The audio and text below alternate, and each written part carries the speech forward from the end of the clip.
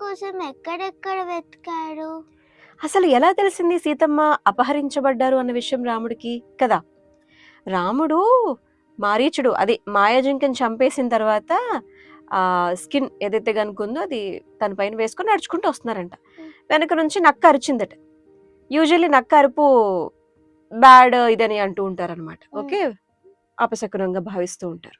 వస్తూ ఉంటే యానిమల్స్ అన్ని కూడా వెనకాల మనం ప్రదక్షిణ చేస్తాం కదా, అలా కాకుండా అప్రదక్షిణ దిశగా ఆయన దగ్గర ఎడమవైపు వెళ్తూ ఉంటే ఆయనకు అనిపించింది ఏదో జరుగుతుంది, ఏదో అయింది. బహుశా నా వాయిస్ విన్నది కదా, అంటే తనది కాదు, మాయాజింక అరిచింది కదా రాముడి గొంతులో, హా సీత హా లక్ష్మణ అని. అది విని సీతమ్మ ఏమైనా భయపడి ఉంటుందా? అసలు లేదు లేదు, లక్ష్మణ ఉన్నాడు కాబట్టి ఏం అయ్యి ఉండదులే అని చెప్పి అటు ఇటు రెండు విధాలుగా ఆలోచిస్తూ వస్తూ ఉంటే ఎదురుగుండా లక్ష్మణ కనిపించాడు. ఇదేంటి లక్ష్మణ ఇలా వచ్చేసావు నువ్వు అని చెప్పి అడిగితే తప్పక రావాల్సి వచ్చింది అన్నయ్య, ఇట్లా అంటే ఒక అనరాని మాట అనేసరికి నేను ఇంకా తట్టుకోలేక వచ్చేసానంటే, ఎందుకయ్యా కోపాన్ని కాసేపు పంచుకోవాల్సింది కదా, అరణ్యంలో అలా ఒక్క సీతమ్మని వదిలేయటం మంచిది కాదు కదా, ఇప్పుడు తనకి ఏమైందో ఏంటో, అసలు బ్రతుకుందో లేదో అనే విషయం కూడా నాకు భయం వేస్తోంది. మనం వచ్చేసిన తర్వాత రాక్షసులు అసలు మన మీద పగబట్టి ఉన్నారు కాబట్టి వాళ్ళు ఏమైనా సీతమ్మని చంపేసి ఉండొచ్చు, తన రక్తాన్ని తాగేసి ఉండొచ్చు, లేదంటే అపహరించేసి ఉండొచ్చు అని చెప్పి రకరకాలుగా ఆలోచిస్తూ, ఒకవేళ అలా అయితే గనక నేను సీత లేకుండా అసలు ఎలా వస్తాను, అయోధ్యకి తిరిగి రాలేడు కదా, మా అమ్మ గాని నాన్న గాని లేదు అంటే సీత వాళ్ళ తల్లిదండ్రులు గాని ఏదయ్యా సీతమ్మ కన్యాదానం చేశాం కదా అని చెప్పి అడిగితే మేము ఏమని సమాధానం చెప్తాము? అసలు తనతో 13 సంవత్సరాలు ఎంతో అద్భుతంగా ఒక క్షణంలో గడిచిపోయాయి, తన లేకుండా ఎన్ని సంవత్సరాలైనా ఏ క్షణమైనా కూడా యుగంగా గడుస్తుంది కానీ నేను బ్రతకలేను అని చెప్పేసి ఆయన బాధపడిపోతున్నారంట. ఏమి అయ్యుండదన్నయ్యా నువ్వు రా అని చెప్పేసి లక్ష్మణుడు పంచబడికి తీసుకొని వెళ్ళారంట. తీరా వెళ్ళి అక్కడ చూస్తే సీత సీత సీత అని ఎంత పిలిచినా పలకరే, ఎక్కడా కనిపించలేదు. భయం వేసేసింది, బెంగొచ్చేసింది, ఏడుపు వచ్చేస్తుంది. ఏం చేయాలో అర్థం కావట్లేదు రాముడికి. నా దగ్గర ఇన్ని అస్త్రాలు ఎన్ని ఉన్నాయి, ఎన్ని శక్తులున్నా కూడా ఒక కష్టంలో ఉండి నా సీత రామా అని పిలిస్తే నేను పలకలేకపోయాను, నా దగ్గర ఇంత విద్య ఉన్నా కూడా తను రక్షించుకోలేకపోయాను అని చెప్పి బాధపడిపోయారంట నాన్న.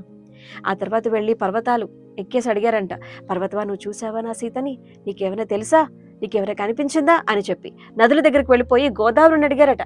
గోదావరి రోజు నీ దగ్గరకు వచ్చేది కదా, నువ్వు ఎంతో దూరం పరవాడు తొక్కుతూ నా సీత నువ్వు చూసే ఉంటావు కదా, చెప్పవా నా సీత ఎక్కడుందో, ఎక్కడ కనిపించిందో చెప్పవా అని చెప్పి అడిగారంట. సీతమ్మ పేరు చెప్పగానే గోదావరికి రావణాసుడు గుర్తొచ్చాడు. ఎంత భయంకరంగా ఉంటాడో, ఎలా బిహేవ్ చేస్తాడో మొత్తం అవన్నీ కూడా ఒక ఫ్లాష్ లాగా వచ్చేసరికి భయపడిపోయి గోదావరి కూడా నోరిప్పలేదు, చెప్పలేదు. ఆ తర్వాత జింక పిల్లలు కనిపించాయంట. రోజు సీత మీతో ఆడుకుంటూ ఉంటుంది కదా, మీకు తెలిసే ఉంటుంది సీత ఎక్కడికి వెళ్ళిందో చెప్పండి అని చెప్పేసి అంటే అవి కూడా చెప్పలేదట. అయితే అడవిలో కొన్ని మృగాలన్నీ కూడా రావణాసుడు వచ్చినప్పుడు ఒకవైపుగా పరిగెత్తుకుంటూ వెళ్ళిపోయాయి కదా దూరంగాను, అలా వెళుతూ కొన్ని లక్ష్మణుడి వైపు రాముడి వైపు చూడడం, మళ్ళీ ముందుకు వెళ్ళటం, మళ్ళీ చూడడం, మళ్ళీ ముందుకు వెళ్ళటం చేస్తూ ఉంటే అన్నయ్య మనకేవో చెప్పబోతున్నాయి ఇవి అని చెప్పేసి అనగానే వాటిని ఫాలో అవుతూ రామలక్ష్మణులు వెళుతూ ఉంటే ఆకాశం వైపు చూస్తాయంట, ముందుకు పరిగెడతాయంట, మళ్ళీ ఆగుతాయంట, రామలక్ష్మణులు చూస్తాయంట, మళ్ళీ ఆకాశం వైపు చూస్తాయంట, మళ్ళీ వెళ్ళిపోతాయంట. లక్ష్మణుడికి అప్పుడు అర్థమైంది, అన్నయ్య వదినమ్మని ఎవరో ఆకాశ మార్గంలో తీసుకొని వెళ్ళిపోయారు, అపహరించారు అని చెప్పి వాటిని ఫాలో అవుతూ వెళ్తూ ఉంటే అక్కడ రాముడికి ఒక చిన్న పూలదండ కనిపించింది. అది మారీచుడు మాయాజింక రూపంలో వాళ్ళ ఇంటికి రావడానికి ముందు ఆయనే తన స్వహస్తాలతో సీతాదేవి జల్లో పెట్టినటువంటి అనమాట. సో మొట్టమొదట రామయ్య తండ్రికి దొరికినటువంటి సీతాదేవికి సంబంధించినటువంటి వస్తువు ఏదన్నా ఉంది అంటే అదేంటి? పూలదండ. మరి ఆ తర్వాత ఎవరు చెప్పారు, సీతమ్మ ఎక్కడికి వెళ్ళిపోయింది, ఎంత దూరంలో ఉంది, ఎంత బాధపడుతుంది, ఈ వివరాలన్నీ కూడా రాముడికి తెలియాలి కదా, అప్పుడే కదా రాముడు వెళ్ళగలరు కదా.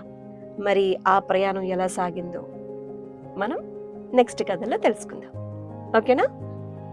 మరి మిగతా కథలు వినాలంటే ఏం చేయాలి?